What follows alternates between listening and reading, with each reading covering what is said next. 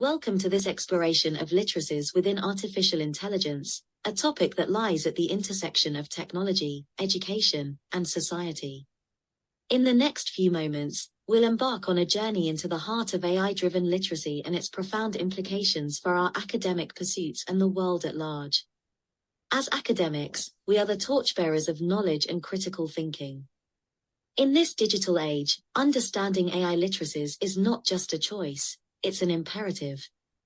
Artificial intelligence is not only changing the way we create and consume information, but it's also challenging the very essence of what it means to be literate. Today, we will uncover the multifaceted dimensions of AI literacies, from textual comprehension to ethical considerations, and from pedagogical possibilities to the broader societal impact. Join me as we navigate this exciting landscape, probing the boundaries of human-machine collaboration and redefining what it means to be truly literate in the era of artificial intelligence. Thank you for being part of this intellectual journey.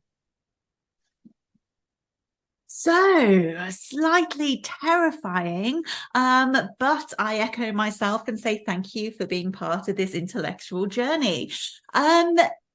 This is slightly terrifying, right? So when I thought about the talk I would deliver today around uncovering an AI literacy, I thought about it and then I thought, well, I'll ask ChatGPT for its answer. So I asked ChatGPT, if you want to go on to the next slide, Julian, for a 1 minute opening to a lecture on literacies within artificial intelligence to deliver to a group of academics. And I think that came across, right? ChatGPT defined us all as being torchbearers of knowledge and critical thinking, and promised an exciting journey, which I hope will be the case. So I got that 1 minute worth of text from ChatGPT, and then I went onto a website called D-ID. And what this does is allows you to create videos using text, and you can either write your own text or, as I did here, use ChatGPT to generate the text. And you can use either one of their avatars or you can upload one. So I've done it previously where I've uploaded like a character version of myself, something like that Ready Player Me avatar. But I thought I would do it with myself this time and see how that goes. So I simply took a selfie. The lighting wasn't great, but I took a selfie and I uploaded it to DID. And I hit create a video for this, which was really interesting. You can choose the voices. So there's lots of different languages and lots of different voices. And you almost have to have a look and decide what those names mean. So if it's a Poppy with an English accent, that sounds very different to a Jenny with an English accent. I also hit Welsh because I've got a bit of a Welsh twang. So I chose Nia initially, but Nia did speak in Welsh. So I thought that probably wouldn't be understood by too many people, if any, on this call. So I played around with it and I got this video. But obviously this raises a huge amount of questions, huge challenges for the things that we might do. Julian, if you want to unmute yourself, go on to the next slide and press play, you'll see what I mean. My name is Professor Sarah Jones. I do not think we should study media literacy. AI is fine and we don't need to think critically about it at all. So there you have it. There I was an Australian. I played around with a few Australian accents. And I said, you know, we don't need to worry about AI. Why are we doing a session today on AI literacies? Clearly, we've got nothing to worry about. But obviously we do. This is a free app. As the technology gets better, it becomes much more accessible. There's many more free versions of things, and it's not bad for a free version. So it's something for you to think about as we start this session. if you go on to the next slide, and you'll see what I'm hoping to achieve today. So we will explore those ideas of AI.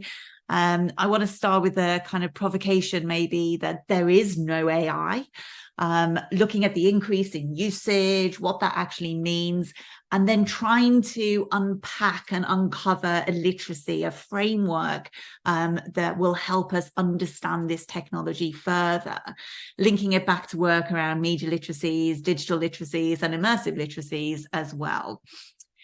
So if you go on to the next slide, and this is almost a test, I guess, of how many people may have done some pre-reading. And one of them was the piece from the New Yorker from Joan Lanier. Probably whenever I've done talks before, I always talk about Joan Lanier. Lanier is a legend. He is an incredible intellectual being, and he is coined as almost the godfather of virtual reality. He's very big in technology. He's been around from the start, but he thinks very critically about the technology as well. He wrote a book called 10 Reasons for Deleting Your Social Media a number of years back, and unsurprisingly, a lot of his ideas from that filter through to his ideas within artificial intelligence. What's really important about the piece that I put up as some kind of reading around before this session is that he accepts that we are almost entering this new technological age.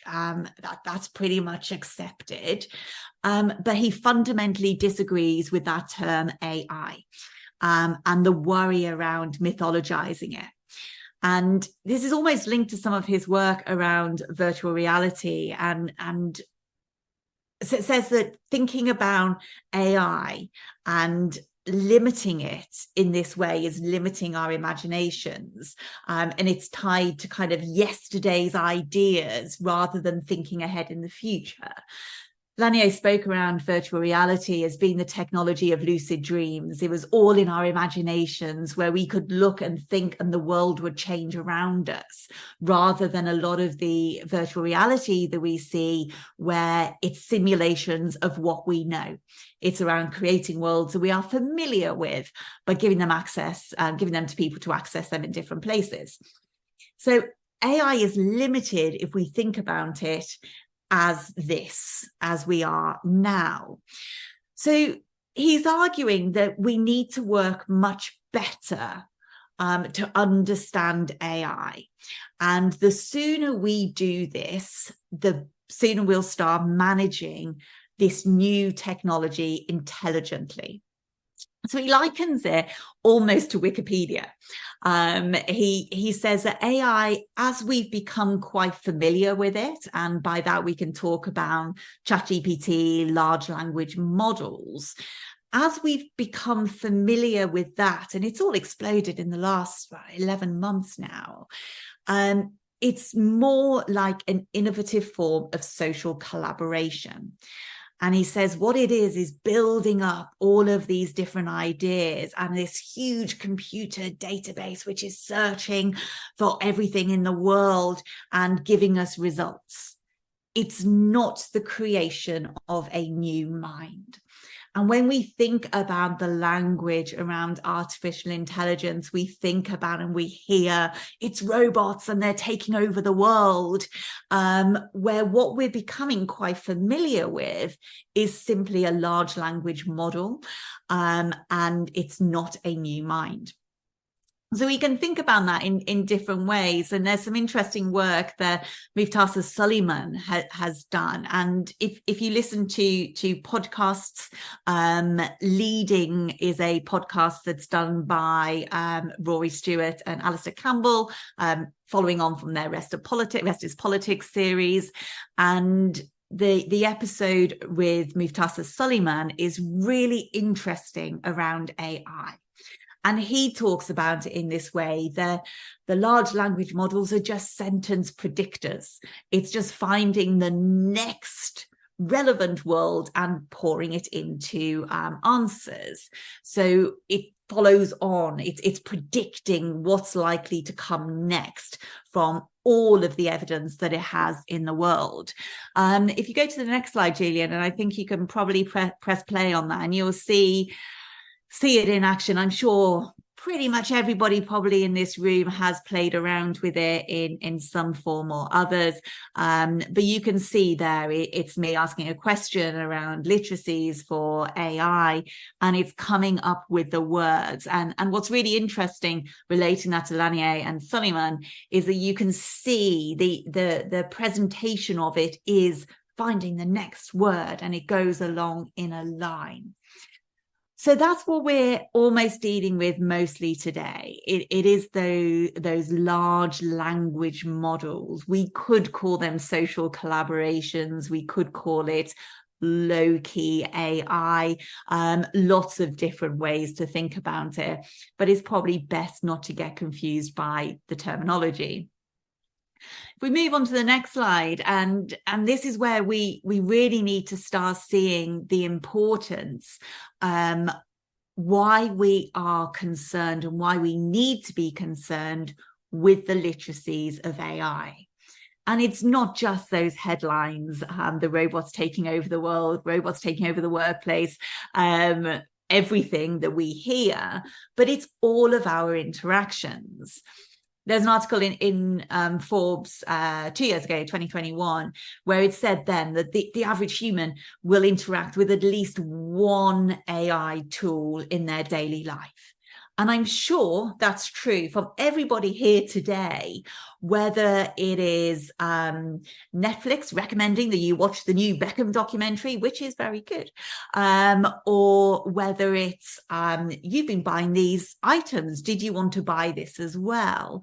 Talking to Siri, using Waze maybe for travel, Instagram, all of our social networks. There is a form of AI within everything. This is why we cannot ignore it, and we have to be very careful about how we interact with it, how we talk about it, how we encourage others to use it.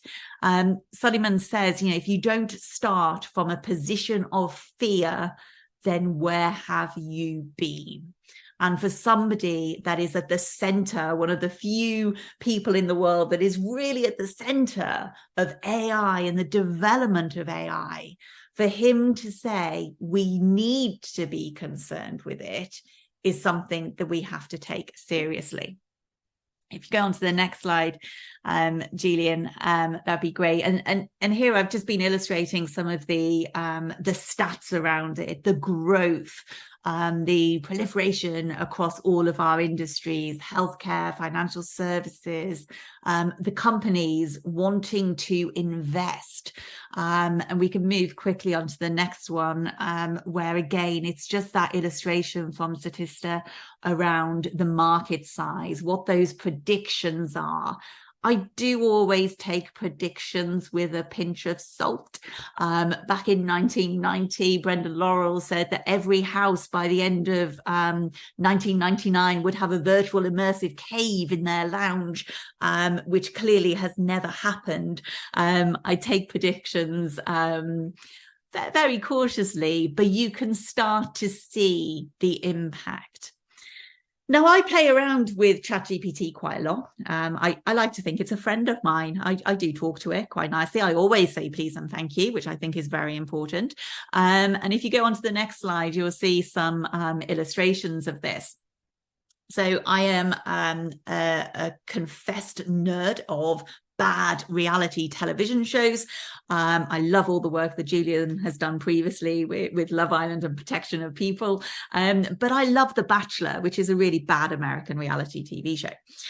So I asked ChatGPT to break down a module for me. How could I deliver a module on The Bachelor? So I asked it for 5 lessons, and this is what it came up with, which is all quite standard. It's what you would expect if you were delivering a module in scripted reality to a media studies degree, maybe first or second year. These are the elements that you would expect to see. So I went then one step further. If you go on to the next slide, and you will see that I then asked it to write me an assignment, like what could the students do now? And it came up with a fairly standard assessment. I didn't ask ChatGPT to write me the assessment or mark it. I thought I was taking a little bit too far there. But you can start to see how it can impact and help and assist work that we do. But that's not all. I've been playing around a lot recently to try and make this AI social collaboration really part of my life. So in the next slide, you will see that I've asked it to plan a holiday. A train holiday, going around the States, stopping at different places. Something that traditionally you would go to a travel agent, if they still existed, or you would go to somebody online, and you would start doing that planning.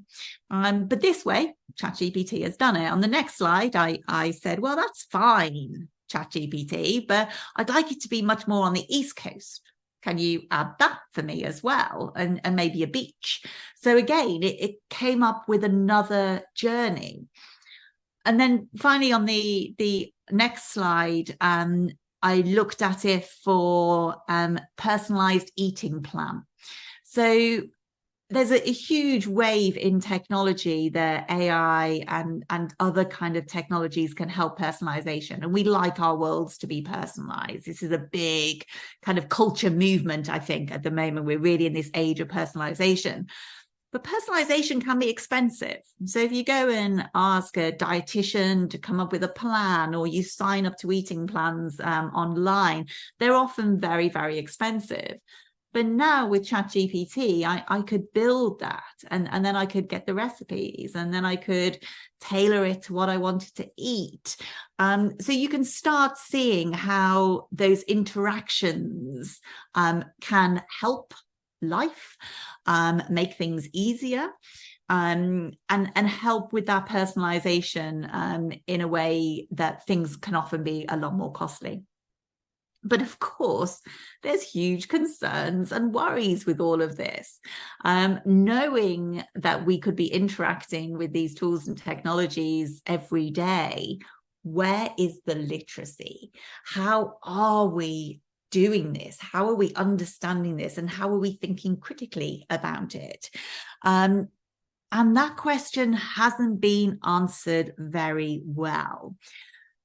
As ChatGPT said, we are the torchbearers of knowledge and critical thinking. So it is really down to us. If you switch to the next slide, you can see that we're not starting from scratch. You can go back one if you could, Julian. At the moment, we are surrounded quite helpfully through a range of literacies that we can draw on to help us. So media literacies being kind of a very established framework that helps us to access and analyze different messages. It helps us with those creation tools, reflections, using that power of information and the impact that can have in the world. And we've seen different frameworks over the years around this, all of which help us draw knowledge and understandings to help us think about AI in a different way. So Hobbes, 2010 or so, was writing around the access, analyze, create, reflect, and act, and those different frames for understanding those tools. Similar with David Buckingham around that production and the language, the audience, which is really interesting when we think about those terms and that understanding with regard to artificial intelligence. If we think about it with that social collaboration, with the large language models, with all of our work being fed into something, and that prediction, who is the audience? Who is the agent? Who's doing this? Who's producing this? Which leads us on to further questions. There's elements from Jenkins's work around participatory culture, the new media literacies, elements of this that we can engage with. The next kind of area of reference is that digital literacy piece. And this is where it gets easier to apply some of this to our thinking around AI, particularly when it comes to things like security and safety and well-being. Interestingly, Suleiman, who I mentioned earlier, he's one of his companies is Pi, and that's designed as a AI with compassion, with empathy. It's much more about human connection. You can't make it be mean to you, which is a really interesting kind of area to consider when you think about, you know, cyberbullying and trolls and all those things that many people have to deal with online presence. So that piece around the digital identity of AI and our position and our participation in that world is really interesting. Technical proficiency is something that is key and something that we need to take into our framework for AI as well. So there's lots of things within digital literacy tools that we can play around with.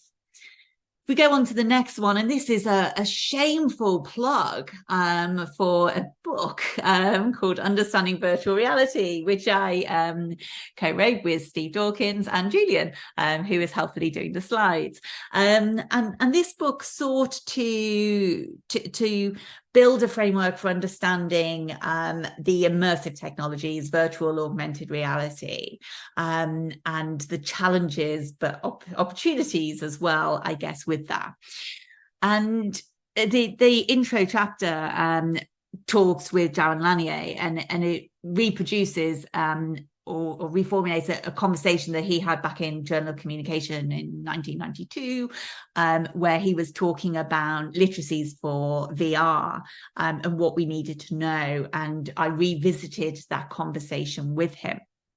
And in that conversation, he talks a lot of his reflections now on a piece that he wrote in 1995 called Agents of Alienation.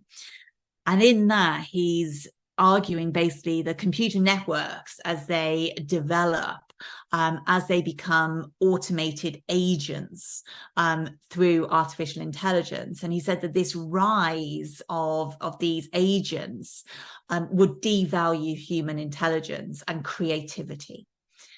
And that's really interesting, because a lot of the arguments around, well, robots won't take over the world because they won't have creativity, is quite interesting. The Lanier back in 1995 was arguing that they will devalue our intelligence and our creativity.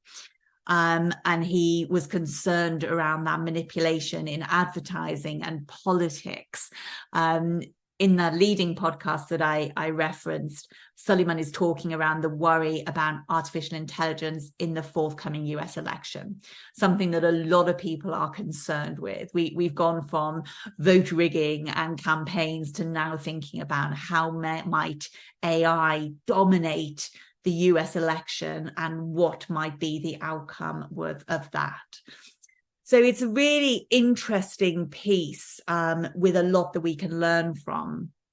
Also in the book, there's pieces around from Andy Meyer, for example, who's a professor up in Salford, talking about the moral metaverse. So bringing in those ethical frameworks that developers, producers need to be working with to ensure that the development is ethical. But those key elements to really take away include that understanding, the creation, understanding how these worlds, these artificial worlds, our interactions with them are created, and recognizing bias as well. What is really important is that we don't ignore it, and we need to use these frameworks from media literacies, digital literacies, and immersive literacies, and apply those as a starting point, but recognizing that it still needs more thinking. And that's really worrying, because there is very little time.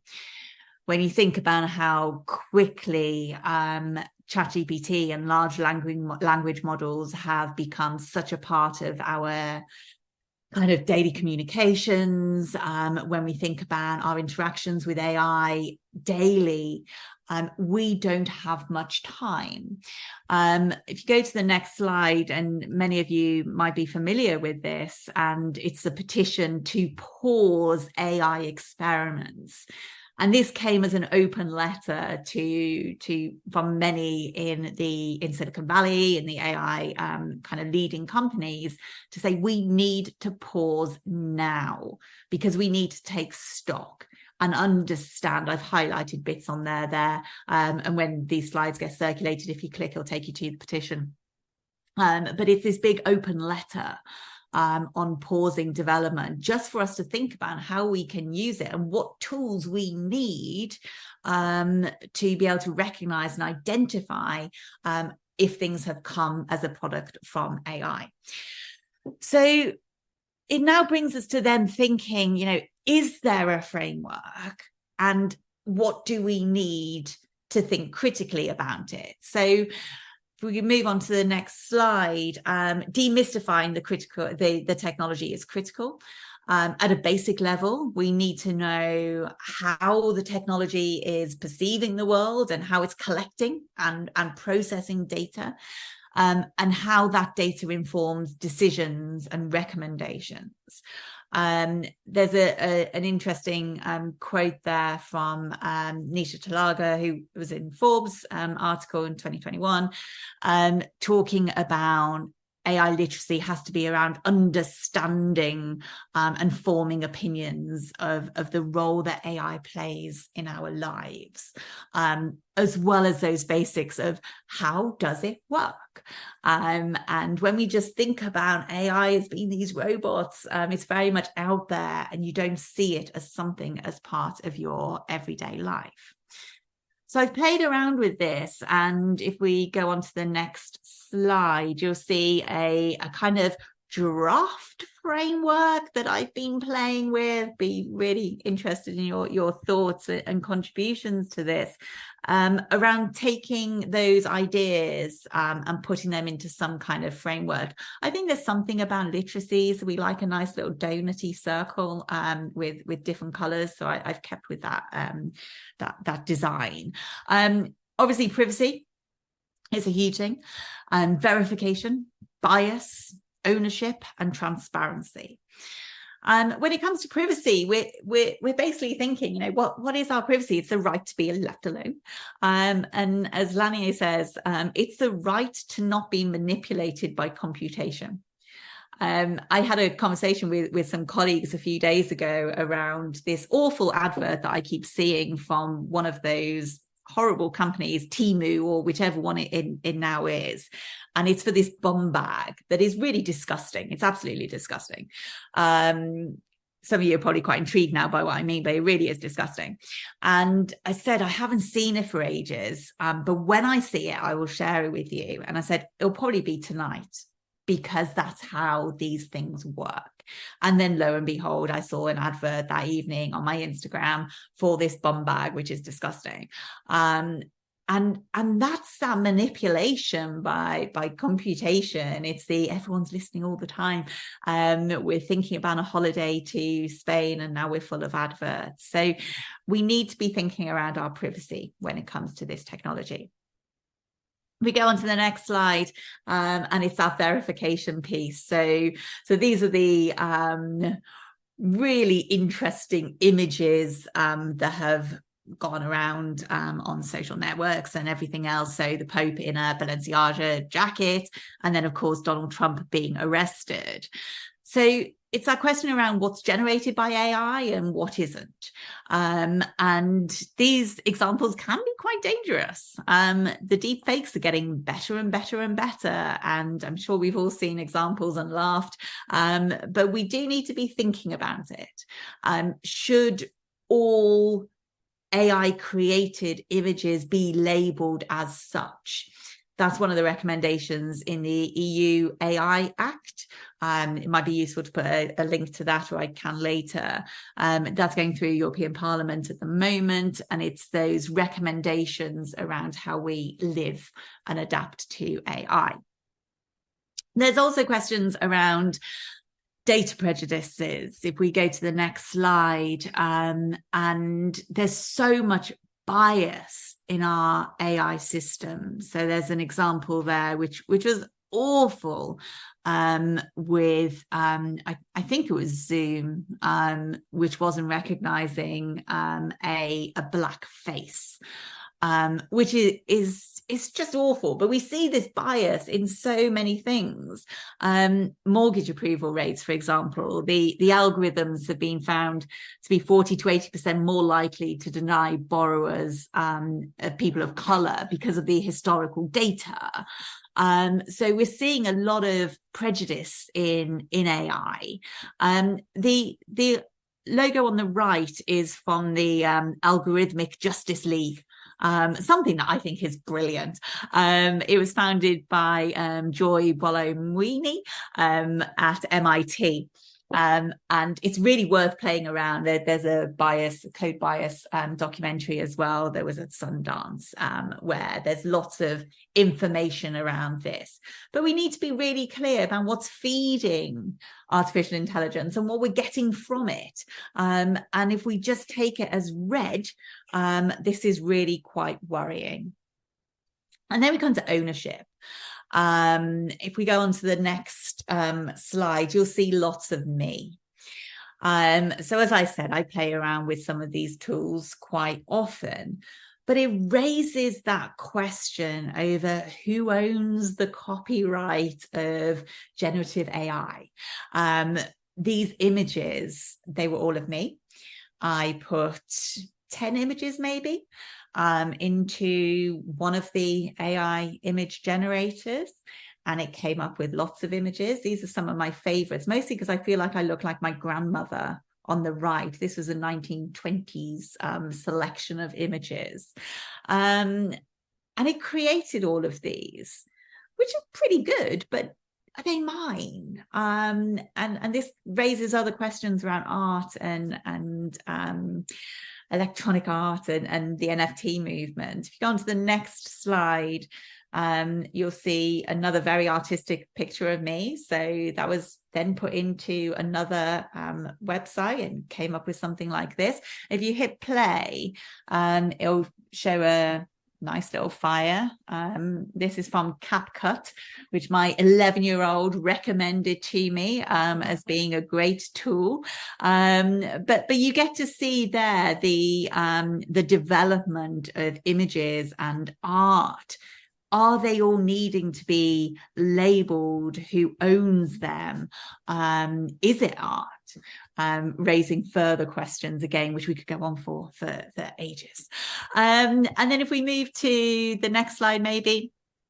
It goes back to that wheel. We're looking at transparency. So we need to be a lot clearer about what's going on in the system. And the challenge is that we don't always know. We don't know what's happening a lot of the time. So Lania proposes data dignity, which is quite a nice term to read around later, perhaps, where he's talking around the digital artifacts connected to those who have made it. And then that could be linked to payments. So it's all around that commercializing, but yourself. So it's your own data. So there's a lot there around transparency of what's happening. So if we go on to the next slide, I'm conscious of the time, but I've been trying to pull this together in some kind of toolkit, like how might we use this to help us? And it's these kinds of things that have come up, and these things I work with my colleagues a lot, who are curious about AI, and obviously student use as well. And it's giving people the opportunity, the hands-on opportunity to understand how it works, playing around with it as much as possible. Discussing and analysing those ethical questions. Where is the information coming from? The transparency and the ownership. It's around interacting effectively. I'm sure many people have played around and have really bad responses, that there's some ways for articulating prompts properly to get the best results. It's accepting that we're all using it. It's interacting with us all the time. AI is for everyone, but also understanding ownership. And then finally, the final slide for those who were interested early on when I said that I asked ChatGPT, how important and why is literacy important for AI? It came up with all of these reasons. So recognizing that literacy in AI is essential for staying current with various technological advances. It's opening up job opportunities. We see more and more jobs coming up, industries including healthcare, finance, manufacturing, all integrating AI within their work. It's about innovation. It's about thinking differently and identifying new applications.